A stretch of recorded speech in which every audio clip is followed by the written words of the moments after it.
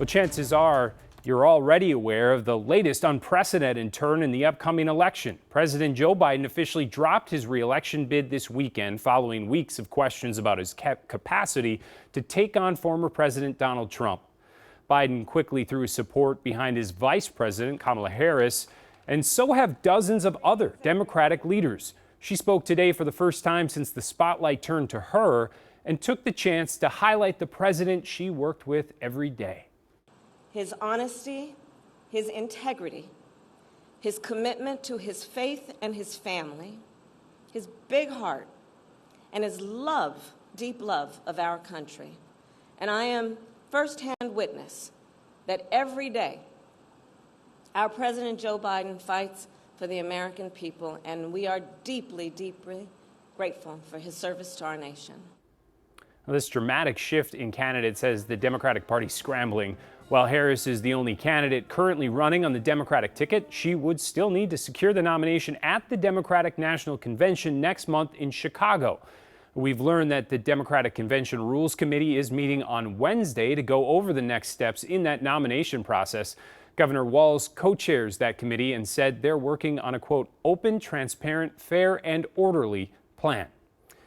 And Walz was one of several Minnesota Democrats to endorse Harris today. He has also been floated as a possible running mate because of the crucial role Minnesota could play in November. Heidi Wigdahl is here with a look at that possibility and who else is likely on the shortlist. Hi, Heidi.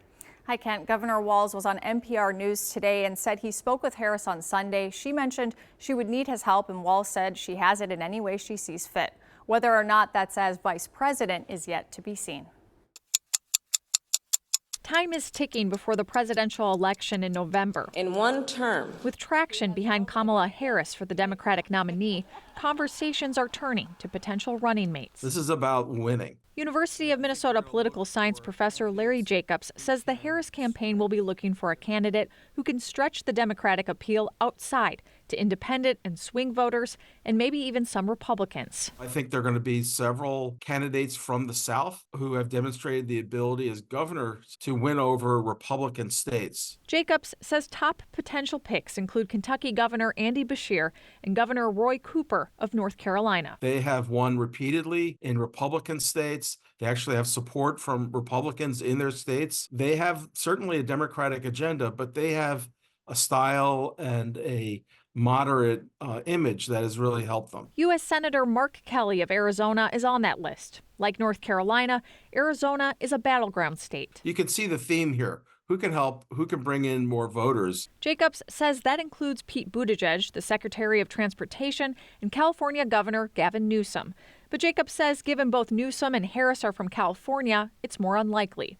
A name not getting as much attention, but a possibility, is Governor Tim Walz, who told our media partner NPR News that he's open to the idea. If I thought there was something that I could bring to the ticket and make a difference, especially in those states that we need to win, I'm certainly listening. But look, I've got the best job I could ever hope for, the honor of my life serving the people of Minnesota. I think, though, when I travel, a lot of states like what we're doing here, and I think that idea that we could do that in other places would be great. I think the question is going to be, what does Governor Walz do for the ticket that is, exceptional compared to the other options? Unlike the Southern governors who are winning in Republican states. A small town where people. And who could debate J.D. Vance? The Harris campaign is looking for a candidate who can be effective in taking on J.D. Vance in a way that reintroduces the Harris ticket to voters who are not now supporting the Democrats. That's the key here. How can you broaden the appeal of the Harris ticket? And right now, I think they've got a real struggle. They are clearly the underdogs at this point.